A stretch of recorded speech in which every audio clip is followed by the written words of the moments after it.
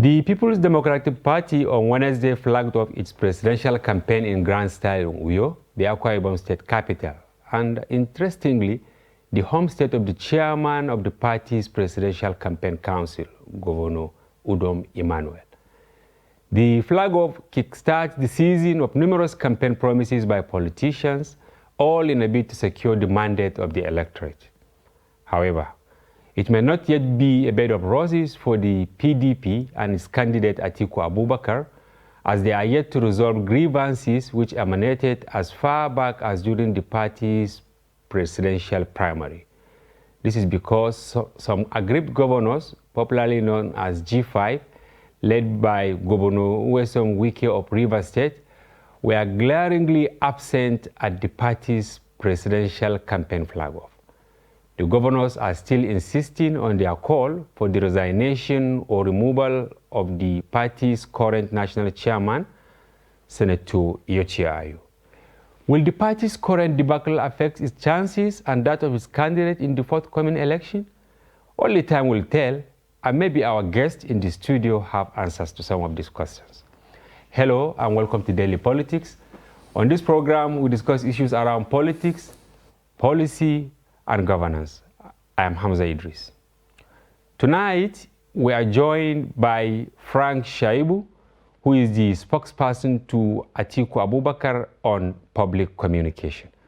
Welcome to the program. Thank you, Hamza. How do you do? I'm fine. We will take a short break, and when we return, the program starts proper. Stay with us.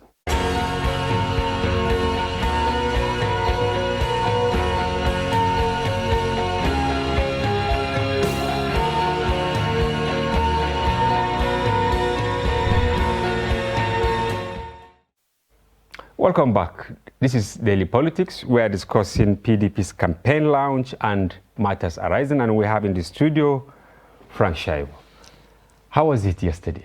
Awesome. Amazing time. Uyo was on fire. The people call the fire service? Oh, no, there was no need, because this kind of fire, the aroma of victory is electrifying. Elections have not started, but what happened on the 10th, which was yesterday, Monday, interestingly, it was a public holiday. The people came out in mass. Particularly from the 9th, all roads were blocked. Everywhere was, the reception was tumultuous. It was amazing. And what it means is that it was a wonderful reception for the Atiku brand, particularly because of the fact that he brings a message of hope. And they know that he is one person who can unify Nigeria, because there is no time ever than now that Nigeria has been as divided as it is today. Well, before then, yes. Where did you got that crowd? Where? Oh, the people of Akwa Ibom came out en masse. Don't forget that there are 31 local governments in that state. Akwa Ibom is a PDP state. Since the state started, the 3 governors that have ruled that state are PDP governors. Don't forget that. I remember that, in fact, in the last senatorial election, where their former governor contested. Do you know that he contested to go to the Senate under the opposition, one of the opposition parties? And interestingly, his people went there and thumb-printed the umbrella. And after results were declared and they said PDP won, they went to his house to felicitate with him. Thinking that he was the one, because they don't know any other party apart from the PDP. Frank, there are these claims that you hired some of these people from neighboring states to come and populate the state. How do you hire? Hamza, how do you hire? No, it's normal in Nigeria, No. It's not for the Atiku brand. We're talking of a people who have never been as hungry as they are today. We are still going there because these people, these people we saw on television, our reporters and all that, they wore crested vests, pickups and all that, and they were seen trooping from all the entry points. Yes, because who sponsored them? You see, the truth is this. There is what we have what we call the Contact and Mobilization Committee. Okay. Ordinarily, they would speak to the people. They knew that their unifier was coming to town. Everywhere was branded. The local governments, all the local governments needed identification. The various groups, political groups, needed to identify with the unifier. Because politics is about identification. You need to show that, look, we worked for your progress. They know that is the man who is going to become president. They needed to show their faces. No, by the grace of the Almighty. You know, there's nothing we do. We don't make presidents. The people will participate in the process. But the Almighty, who is the landlord of the universe, is the one who gives power to whom he desires. He sees the hidden things of the dark. He knows those who are lying to the people. He knows those who genuinely want to create a change and effect a change. So he knows who the power will go to. And for us, you know, we are just his messengers here on earth. And it is our firm belief, because we know what Atiku Abubakar represents. The people know what he represents. And that is why you saw them, they come out, the troop en masse out. You saw them coming like organic molecules, moving in chains. Yeah. You know? So at a point, it became an emotional moment. You know, there was a lap Atiku took. It's something that made me shed tears in that stadium yesterday. Something happened. You know, by the time he drove into the stadium, in a bus, he was not afraid of security. He stood by the door of the bus and drove round the pitch, waving to the thousands of people, both young and old. You understand me? And they came out, you know, in their numbers, and it was a very, very emotional moment. You know, you needed to see the excitement on the faces of these people, because they saw that, look, for them, a set of people who have been impoverished in the last 7 years, a set of people who ordinarily could afford maybe a bag of rice at 8,500 naira and can no longer pay 36,000, 38,000 naira as at today, and they see that this is the man who could bring the message of hope. Why would they not troop out in their numbers? Well, you see, some people. Yes. And it is all over in the mainstream and social media, that the same people that you people took to the Uyo Stadium, by tomorrow, if APC, NNPP, or whichever party, provided it has the resources to mobilize, the same people will go to that stadium or in any other state to also, you know, symbolize with, you know, the candidate. When you say so provided they have the resources, we didn't need resources. We didn't need resources. So are you now saying that you didn't? I flew myself to Uyo. Well, you have the you understand, but young people that you saw. So many other persons, you know, made contributions. They came in there because, you see, it is about the people taking power back.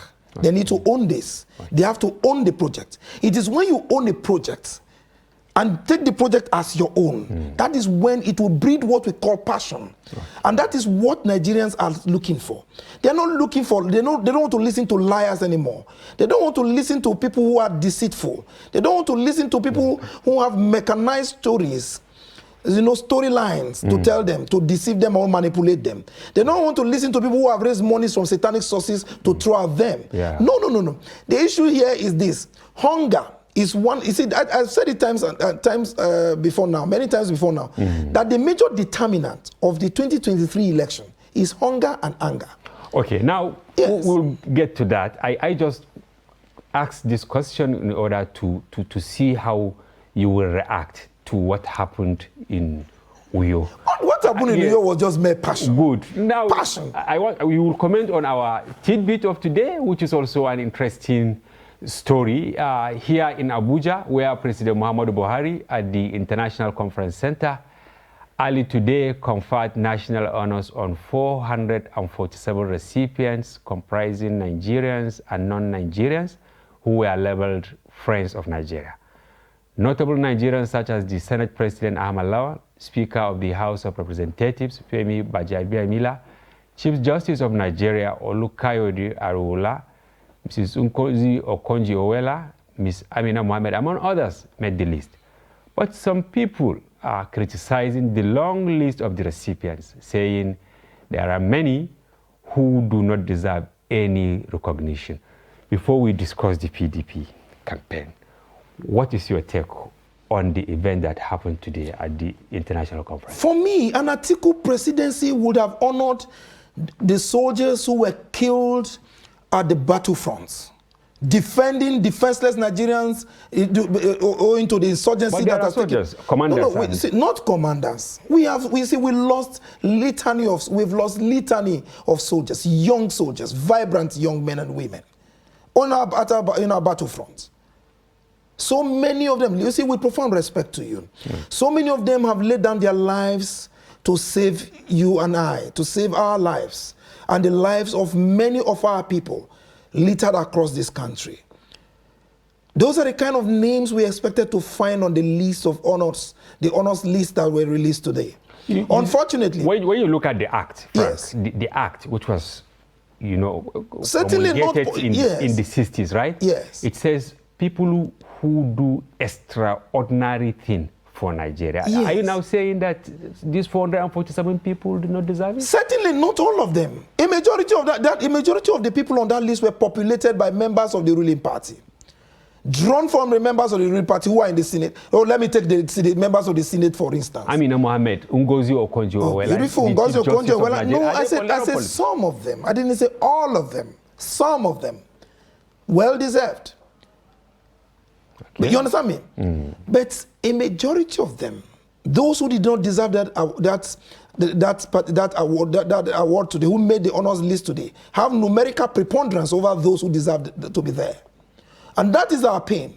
Because what it means is that there is nothing anymore to ginger you and I to make sacrifices for this country. For our soldiers, for our policemen. But life must continue, Frank. Of course, life must continue. But you see, leadership... And the soldiers you are talking about must have been recognized in other ways. In what ways? Some of them were given mass burials. Some of them immediately... Do you know what happens in our barracks? Immediately, those soldiers are buried. In fact, before they are buried, the moment the news of their death is announced in the barracks, the next thing they do is that other soldiers start lobbying to take over their apartments. Why? Oh, because of the system. And they are thrown out. Benefits are not paid to these people. We have relations. We have relations. We have widows who are our relations, who are your relations. The list is endless, even in the Nigerian police. So you see, we have a lot of people who have distinguished themselves in various fields of endeavor. From the police, the army, the teaching profession. We have teachers who have shown exceptional skills, who have made this country proud. But I know when I went through the list, 440, I saw people from all caliber on that list. What we are saying is that those who do not, the politicians who have failed even in their respective states, who are owing workers' salaries, who have not paid their workers, who have not paid pensioners, are on the honors list. Look at the imam from Plateau. Well deserved. Okay. And the foreigners that were also recognized. And beyond that, Frank, you see, sometimes people ask that maybe for political exigency we go overboard, because the committee that was instituted was headed by a retired Chief Justice. With profound respect. And they said they had more than 5,000 nominees. At the end of the day, they ended up with, this number, 400 and so they can do a fraction. They can do better. They have done a good job. They can do better. All right. They may have done a good job, but they can do better. Okay. And you think your party will do something different? An Atiku presidency will do better than that. Anyway, thank you very much. We have a lot of young people. Atiku is a talent hunter. He will do better than that. This is how far we can go on what happened at the International Conference Center today. And that we will now continue with our program after a short break. Yes.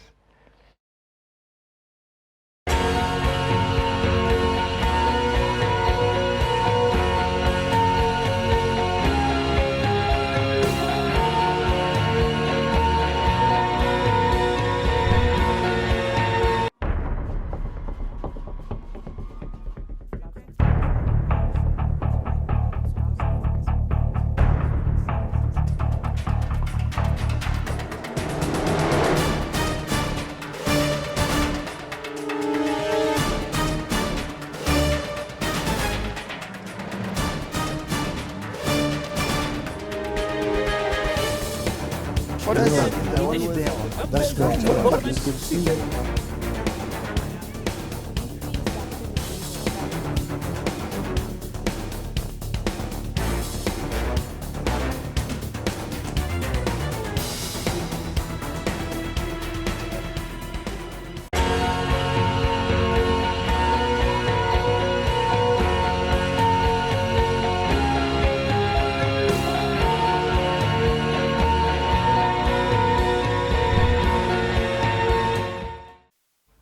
Welcome back, Frank.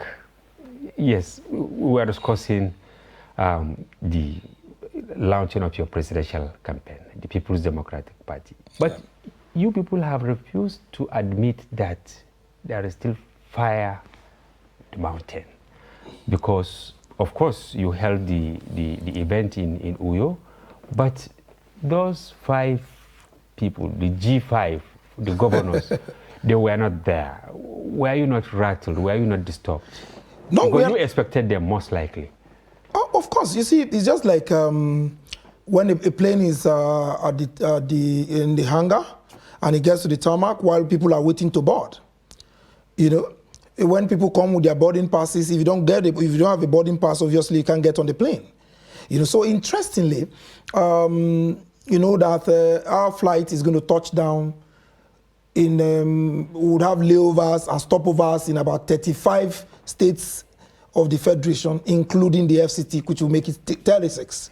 You understand me? So obviously we just taxied, you know, on the runway, and the flight landed at the stopover in Akwa Ibom, in Uyo Township Stadium. That's the nest of champions. We chose that place deliberately because that stadium is codenamed the nest of champions, and Atiku is the champion.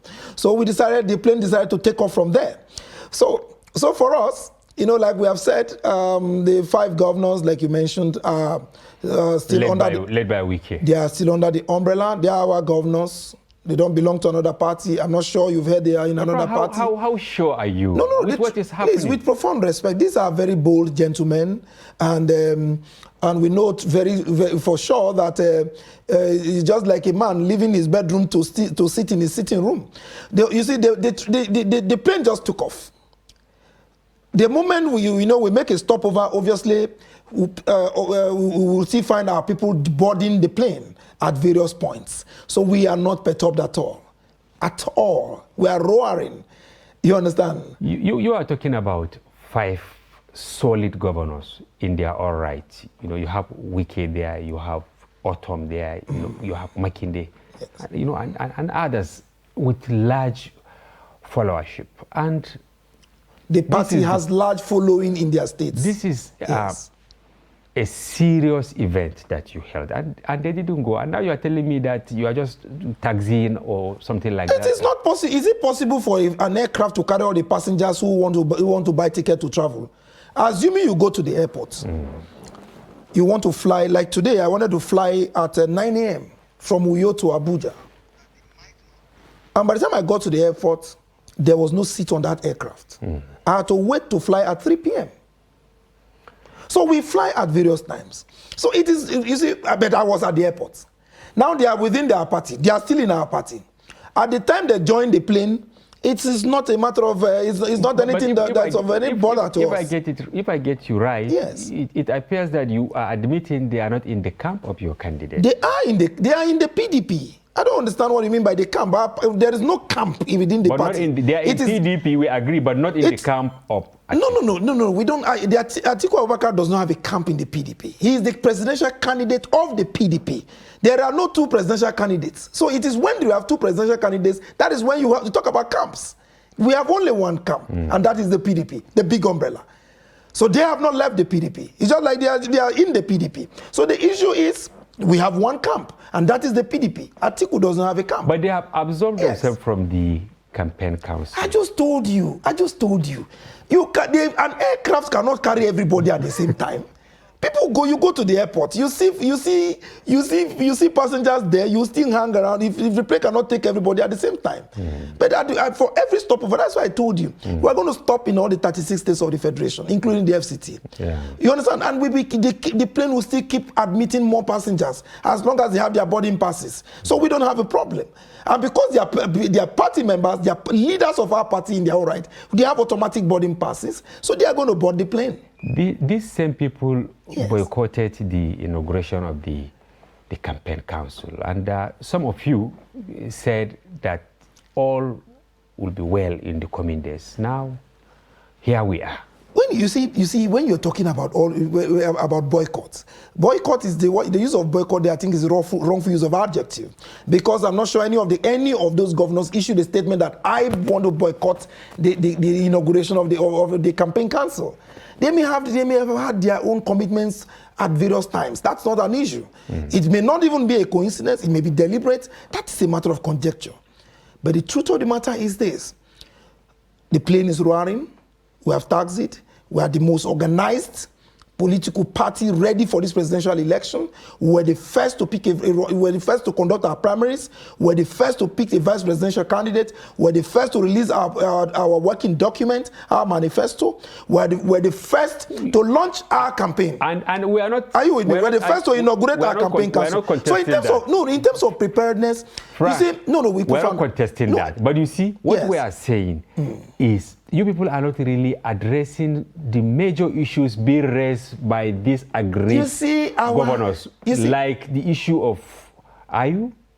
I will tell you. Let me tell you. Okay. We are not like the other party, who ordinarily will call their members names. Use derogatory terminologies to address their members. You mean the APC? Of course, you know them. You know them. Only 2 days ago, it was yesterday, I listened to one of their leaders, their presidential candidate, calling them dissidents and all that because they disagreed with the same faith ticket. Some leaders of their party. Hold on. You're also holding insults. No. You cannot. It is unpresidential. You cannot hear an Atiku Abubakar address any member of the party. I'm not sure you have heard an Atiku Abubakar use any derogatory terminology to address Governor Wike or any of the governors. But I beg your pardon. Ayu is not our presidential candidate. You are talking of a language befitting of a man who aspires for the office of a president, and the language of area boys. There are language. You see, let me tell you something. There is a language that befits a man who is of the status of a governor or who wants to be president, who is aspiring to the office of a president, and there's a language of area boys. It is impossible. So if people are expecting us to use vitriolic and acerbic terminologies to describe our party leaders, who are leaders in their own right, we will not do that. We have our mechanisms, and it is going on. It is ongoing. The plane is moving. They will board at the appropriate time. We are not bothered because we know that something is happening. Certainly, and they are going to join. Certainly, many of your members are not happy with what is happening because few days to the launching of the campaign, the presidential candidate went to Wike here in Abuja. Yes. What happened? It is still in furtherance of our reconciliation process and healing process. Of course, you don't expect. If you see, the tongue and the teeth must quarrel based on maybe our local proverbs. In African proverbs, because sometimes you want to eat, you own the tongue, you own the teeth, and the teeth can in error bite the tongue. Will you cut off the teeth? Will you cut off the tongue? No. You see, if you don't, politics is about agreements, disagreements, alignment and realignments, resolution and all that. That's the beauty of democracy, and that is what is happening. Everybody is allowed to express his opinion without intimidation, unlike the other party. The moment some leaders, a former speaker of the House of Representatives said, look, I don't believe in the same faith ticket. A former secretary to the government said, I don't believe in the same faith ticket. I have questions on that. Yes, and the next thing... I want us to trash this one. Yes, no, I'm giving you an example. Yesterday, Tinubu, the presidential candidate of the APC, looking at the myriads of problems in your party, said, you people are termites. You see... If amnesia were a human being, I would have said that that should just be his name. But unfortunately, I want to be very decorous here. Under the APC administration in the last 7 years, monkeys abandoned bananas and started eating money, naira notes, under the APC. Under the same APC administration, termites abandoned woods and started eating vouchers in the same APC administration. Under the same APC administration, snakes abandoned rodents and started eating cash, naira notes. So if the problem with him, with Mr. Tinubu is the fact that if he wants to take a swipe at President Muhammadu Buhari, he should do it directly, like he did in Ogun State, in Abeokuta the other day when he said, I made him president. Because when you are describing termites, the moment you mention termites in the ear of any Nigerian or anybody in this world, they know that that attack, that tirade, is a direct attack on President Muhammadu Buhari. Because how sure are you? No, with profound respect. Because I don't know. No. See, a man who lives in an ant-infested house. Okay. Are you with me? Has no reason. A man who lives with maggots has no business bringing an ant-infested wood into his house. He knows what we are talking about. Termites, you are a journalist, you are a professional journalist. When you talk, if you hear termites in our political lexicography, the first thing that will come to your mind is President Muhammadu Buhari's APC. No. Because under this government, with profound respect, I say in our political lexicography, the word termite has what we call an unrepentant marriage with the APC government. So when he's talking, you see, my problem is this. He has, after the APC national chairman warned him when he made the comment in Abeokuta that, he made President Muhammadu Buhari, and now the president cried on national television 3 times. And after he lost the presidential election, and he singularly made him president. But even your presidential candidate, he has lost how many times? More than Buhari, I think. We are not. At last count. What is there to lose? And he was also a member of the APC. He wanted to get the ticket of the APC. Of course. I don't think if you should just say Tinubu is really targeting President Buhari. No. You see, it's also a direct tirade. As I've said that, the word termites is associated with his party under President Muhammadu Buhari. That's why I just told you. But don't you think? Yes. But don't you think he might probably be referring to the recent, problem in APC in respect to the payment of housing allowance, money meant in the PDP, money is meant for campaign. Senior officials shared the money among themselves. With profound respect, the leadership of the party knows how the party is being run, and that explanation was clearly given by the party. You understand? So we know that anybody who wants to play politics with you, we know what is happening. We know what has happened to the school feeding program. We know we're talking of our collective patrimony. That is party. That's an association's fund. How they disburse, how they run the association is completely has no correlation with the people of Nigeria. Funnily enough, the association said that is the PDP as a political party, which is supposed to be an association of people coming together, their own fund. The leadership had a meeting. They explained the number of persons, the number of leaders who were at that meeting. They showed a document that showed resolution at that meeting, and how before monies were disbursed. Resolutions, meetings, and all that will not really change the real problem. No, with profound respect. With profound respect. Paid by aspirants to vie for elections. Now party leaders sharing that money. Is that money meant for us to pay us who are on strike? Or is that the money paid by aspirants? Is that the money that is meant to build hospitals? Or is that the money is the money meant to be used to fight insurgency? The issue is this. We don't want to be distracted. We are focused. We want to deal with the real issues. The real issue is hunger. The real issue is insecurity. That's what we want to battle. Nobody can distract us. Nobody can manipulate us. But you see, the APC, what they are saying, another statement from Tinubu was that those clamoring for change, that you should be asked to shut up, because there is nothing there for you to change. You see, if Tinubu is saying Nigeria should shut up because they're asking for change, it is laughable and very, very pedestrian of a presidential candidate. Is he saying that those who are hungry should shut up? Nigerians who are hungry should shut up? Is he saying Nigerians who used to buy a bag of rice for 8,500 naira, who are now buying a bag of rice for 38,000 naira, should shut up? Is he saying Nigerians who have lost their loved ones owing to insecurity and insurgency should shut up? Is he saying that Nigerians whose loved ones have been kidnapped should shut up? Is he saying that Nigerians whose children, whose relations were admitted to universities and have been at home for the past 7 months should shut up? Is he saying that Nigerians who pay electricity bills and cannot use electricity in their homes to shut up? Is he saying Nigerians who used to exchange dollar for 136 naira to a dollar, who now exchange were at 740 naira to a dollar, to shut up? Well, what my message for Tinubu, Bola Ahmed Tinubu, is simple. Nigerians will use their thumb to shut him up in February 2023. And at that time, he will be shut up permanently. You see, it smacks of wretched illiteracy, and it is tendenciously wicked for a presidential candidate of a party to begin to assume the position of God and the Lord of the manor. And what it means, the danger in this is this, and it is clear to Nigerians. Particularly, that's why I even said, I read a piece a few days ago, and I saw that, not a political rally in an enclosure. It's just like on a Friday, when my Muslim brothers and sisters are supposed to go to the mosque to observe the Jumat prayer.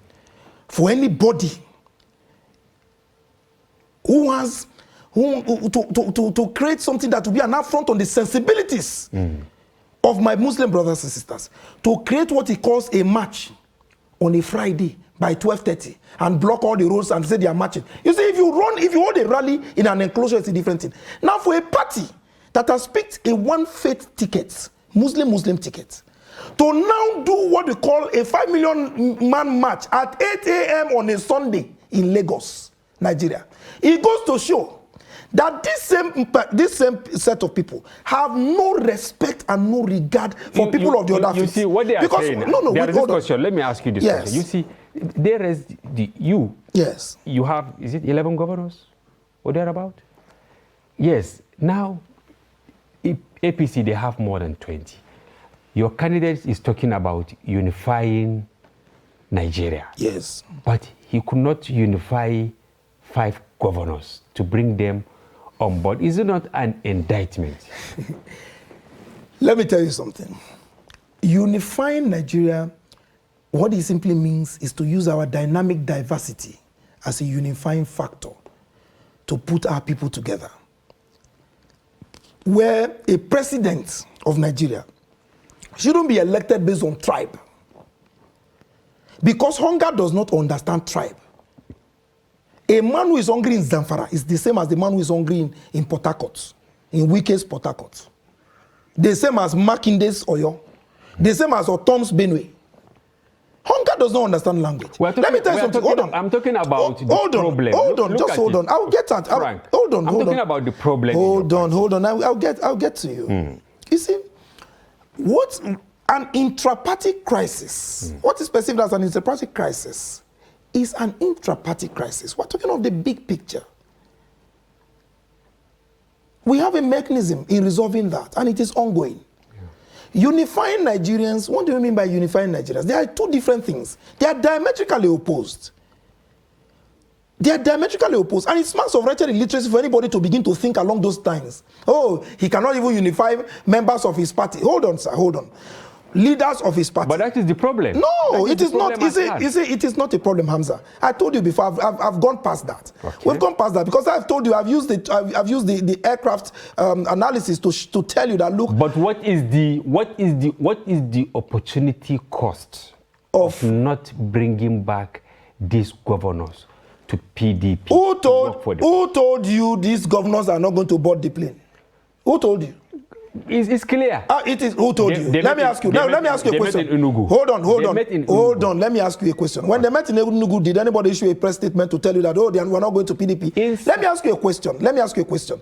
The National Assembly members in Rivers State, for instance, Governor Wike has candidates for the Senate in the 3 senatorial districts.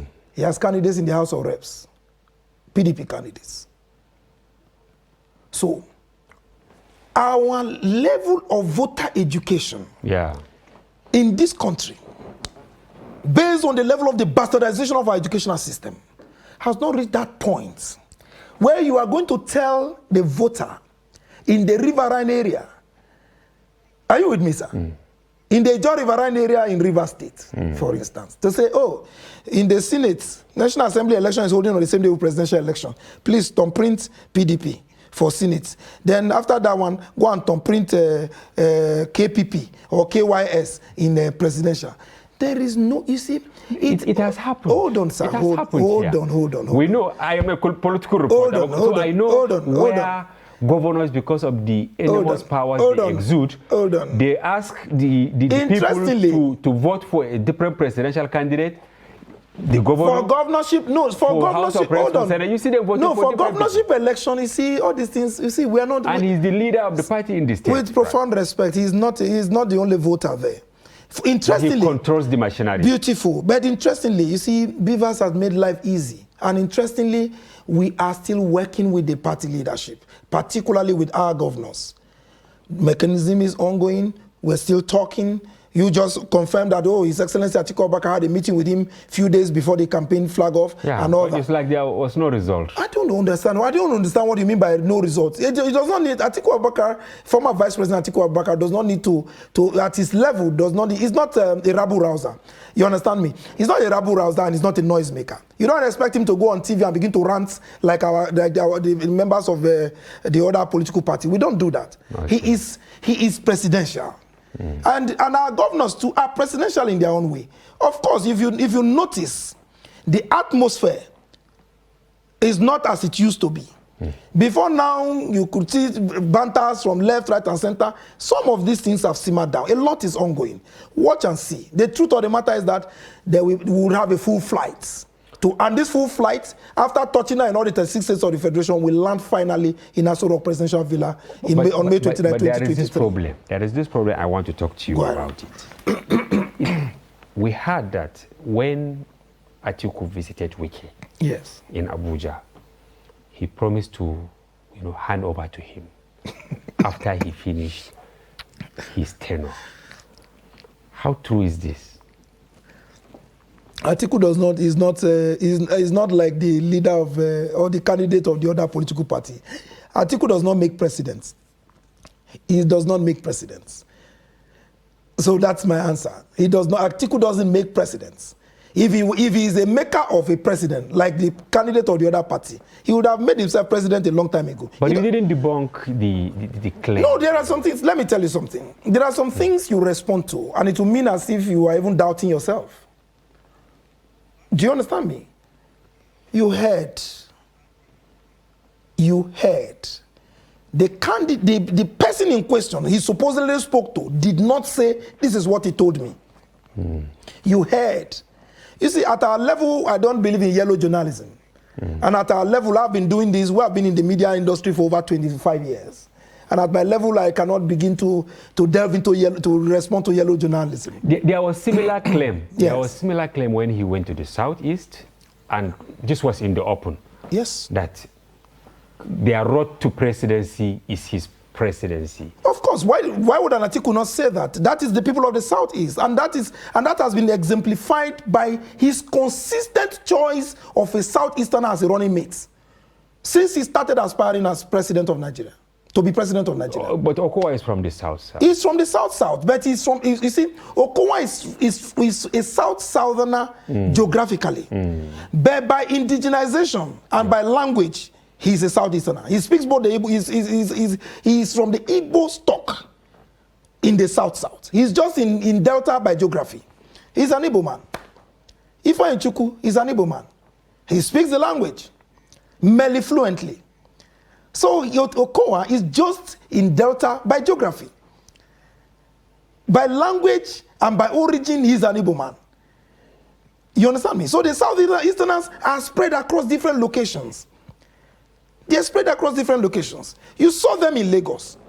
Frank, there is this leader in the Southeast. I guess I have his name, but the Secretary General of Ohaneze, Mazi Okechukwu. Yes. He said Atiku cannot be trusted because of the way he is making promises. Wherever he goes, he speaks the language which people in that area will understand. Let me tell you something. This is a leader of Ohaneze, where, you know, you said most likely he will hand over by the time. He has, you see, his article statement in the Southeast is clear.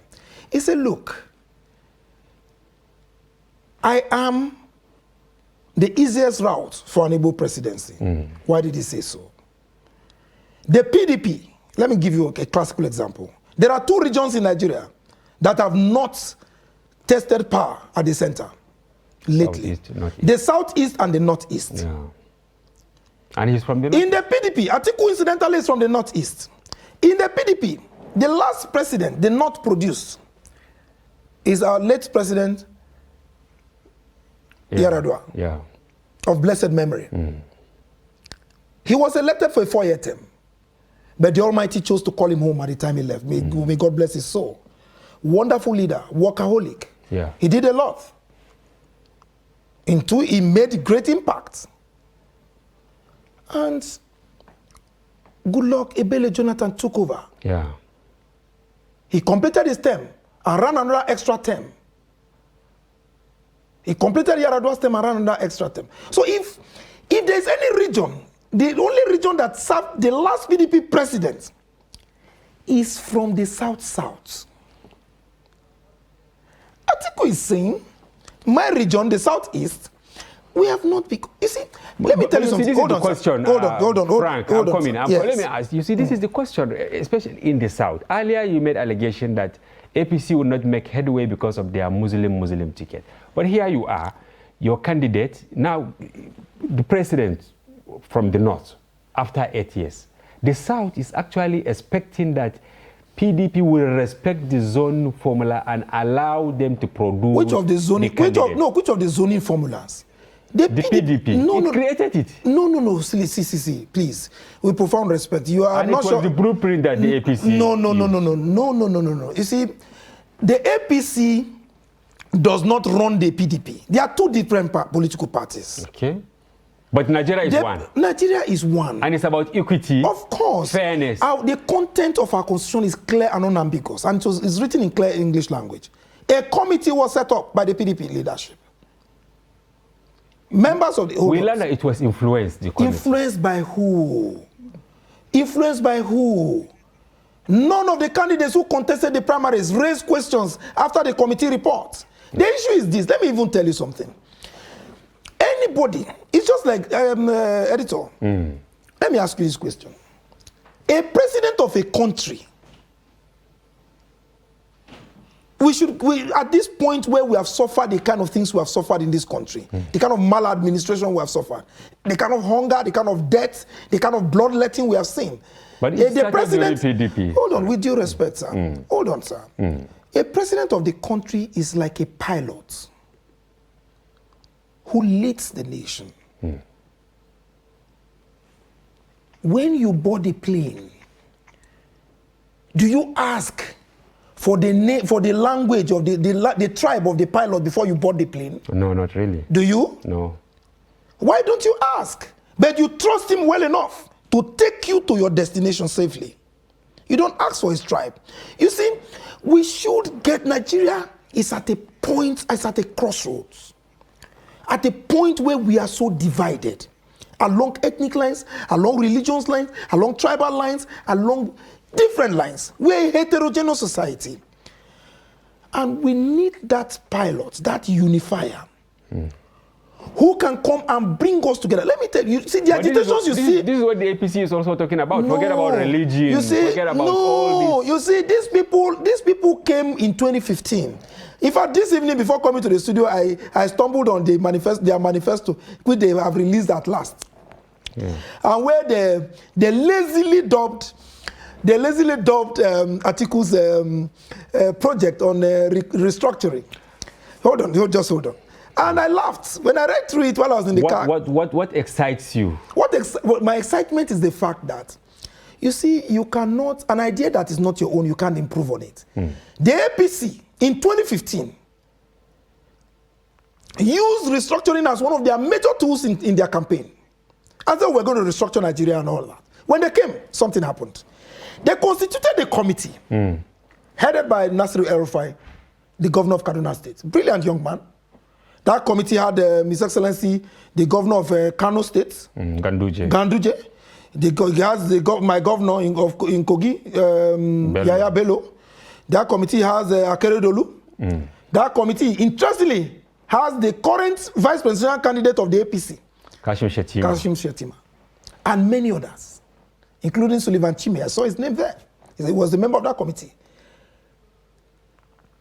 Governor El-Rufai, on the 25th of January 2018, submitted a report on their restructuring project. Yeah. After a thorough job. Till today, that report has been gathering dust. It was neither transmitted to the National Assembly for the Constitutional Amendment Committee to look at it, or nothing has been done with that report.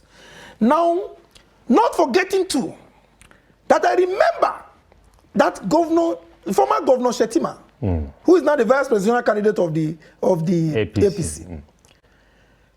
You know, so these guys, they think that Nigerians are stupid, or they think they were gullible, or they think we are senseless, or they think that we have amnesia. But the APC you know, is also alleging this. No, hold on.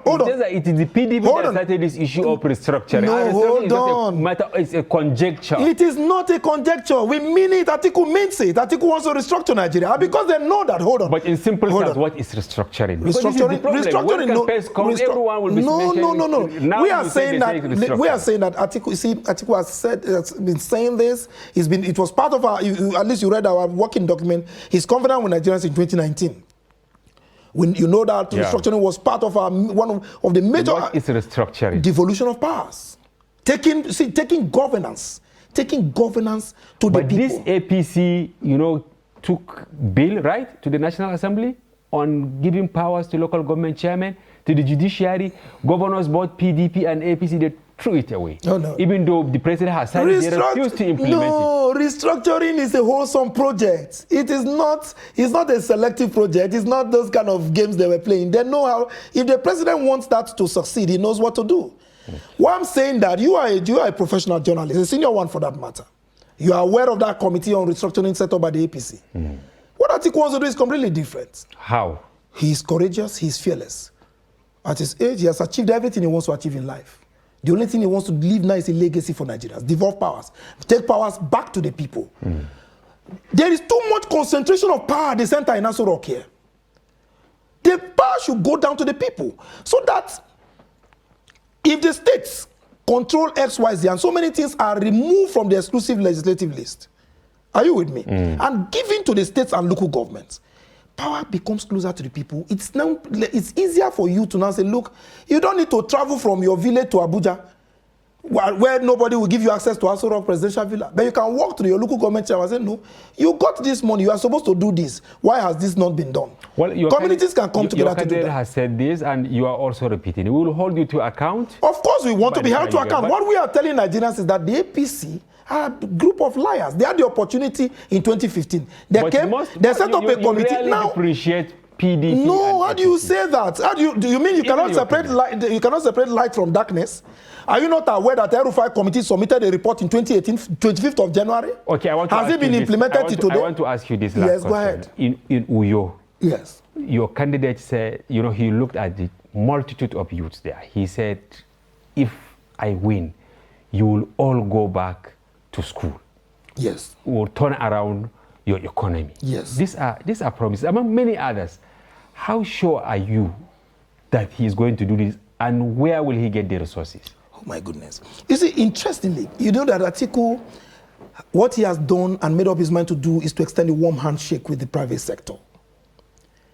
This government came up with so many lofty ideas. Unfortunately, they don't have the resources to finance it. And they are not aware that all they needed to do. But the PDP had more money than they. No, even the PDP had more money and we had results. We made results. How? You are here today. Hold on. What do you mean? Editor, I'll tell you. Out of school children. Oh, no. And this has been there since the days of the PDP. How many out of school children do we have today? Based on the UNDP statistics, there are 20 point something. 20.2 million out of there's school over children. 13 million. These people only added to it. So No, what do you mean by only? In a minute, please. No. In a minute, I'll tell you. The difference is simple. Apart from the out of school children, our debt profile has risen astronomically compared to what we earn. You look at their budgets. So you know this. We have so many out of school children. 20.2 million is just like the population of Burkina Faso or Mali. Do you understand me? Yeah. A population of a country, that is the number of out of school children we have. And what the government is doing is wasting billions of our collective patrimony on a school feeding program that has only enriched members of the ruling class. Okay. It is shameful, distasteful, horrendous, and tendenciously wicked for such a government it is unconscionable for them to even say that they want to make attempt at power. And then I have a presidential candidate who come and tell us that we should shut up. Thank you very much. Nigerians will use their tongue to shut him up in 2023. This conversation must continue next time. And thank you very much for coming to the program. Viewers, we have been together with Frank Shaibu, Special Assistant Public Communication to Atiku Abubakar, discussing the manifesto of their party, the launching of the campaign, and all that. We hope to continue with another version of the discussion next time. For now, this is the end of the program. Thank you for being with us. Join us again. I'm Hamza Idris.